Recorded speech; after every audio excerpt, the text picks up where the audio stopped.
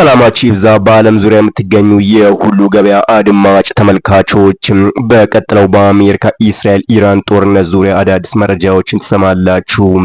ላይክ እና ሰብስክራይብ እንዳይረሳ። የአሜሪካ ግዙፍ ጦር መርከብ በኢራን ሚሳኤል ተመትቶ መስመጡን የአረብ ሚዲያዎች እየዘገቡ ይገኛል። አሜሪካና እስራኤል ኢራንን መምታታቸውን ቀጥለዋል። በኢራን ኢስፋን ከተማ በዩኤስኤ እስራኤል ጥቃት 11 ሰዎች ሞተዋል።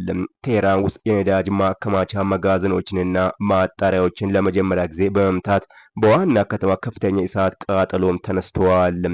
በሌላ በኩል ኢራን ዛሬ ለተፈጸመባት ጥቃት በቀል እንደጀመረች አይአርጂሲ አስታውቋል።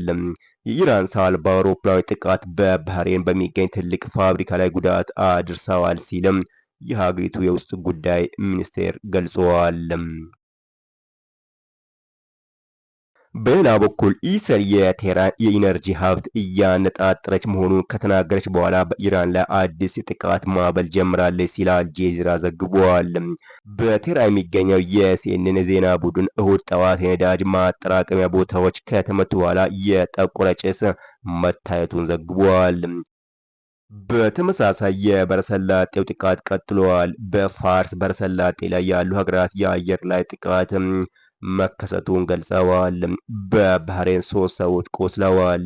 የኩዌት መንግስት የሀገሪቱ ከፍተኛ ህንፃና የነዳጅ ማከማቻ መጋዘን መውደሙን ገልጸዋል።